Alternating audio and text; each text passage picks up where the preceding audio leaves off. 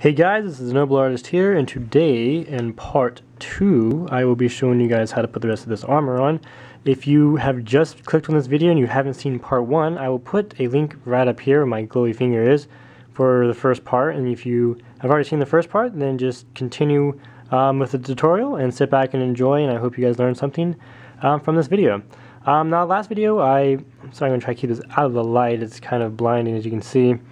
I have my barrier here, my Ocean Spray gummies, my Wheat Thins, and my Raspberry Pop-Tarts. Shout out, because as you can tell, it's crazy bright.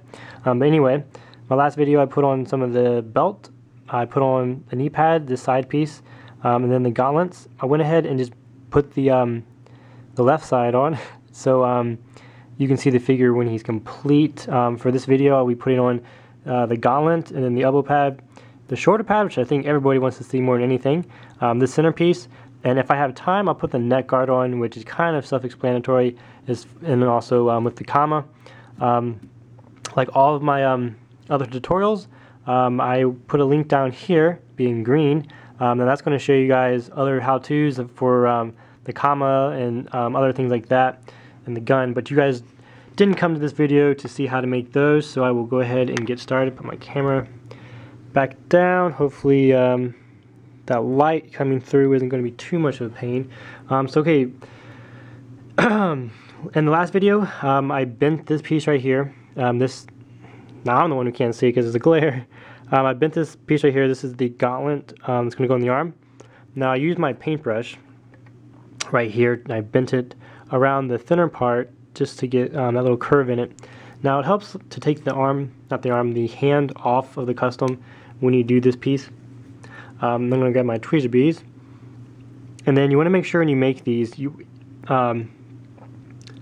actually I'm going to do a different tutorial showing you actually how to make this piece. I've actually never showed how to do this piece, but it will come in the armor pack, so you'll need to know for that. But anyway, you're going to bend it.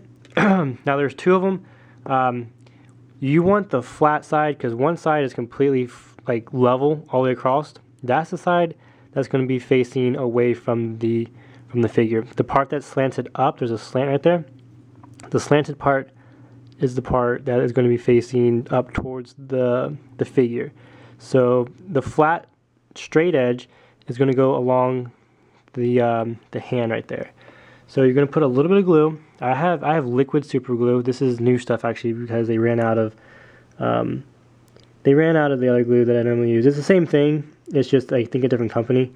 But you're going to put a little bit on that the bent piece.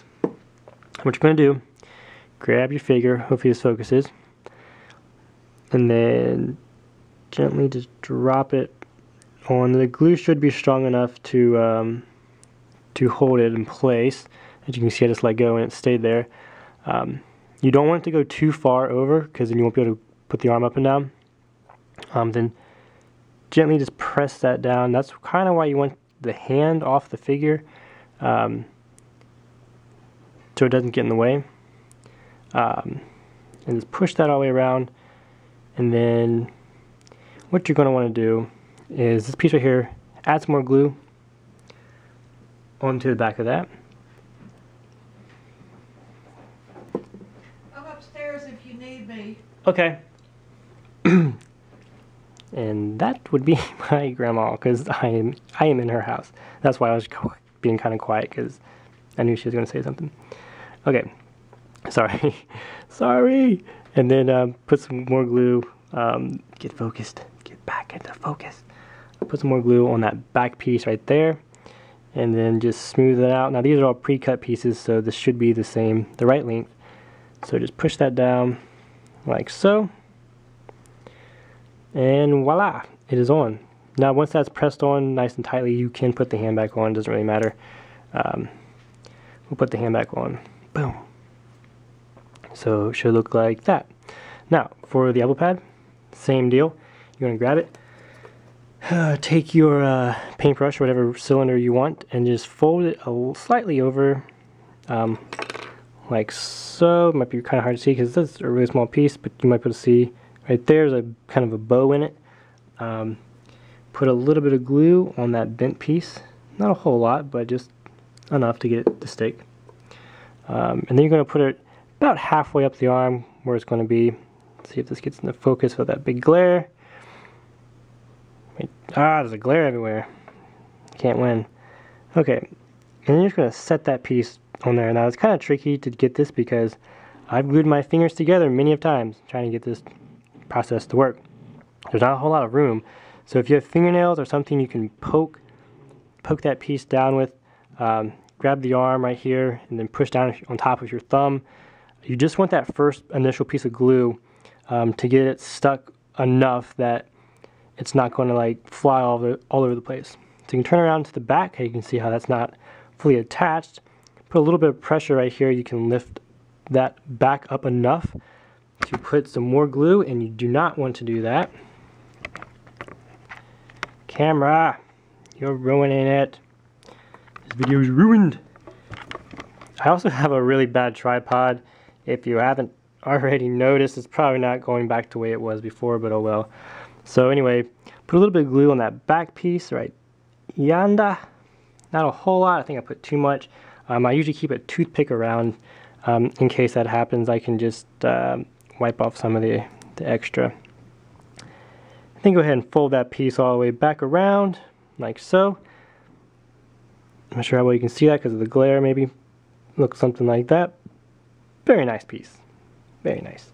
Okay, so now, and make sure you move the arm up and down a little bit because some glue might stick to the hand and the side, and you don't want that to happen.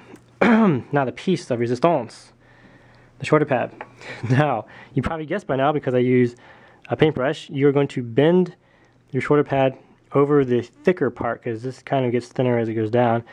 One of the thicker parts, you bend it over. Simple as that. So in order to bend your shoulder pads, bend them over a toothbrush.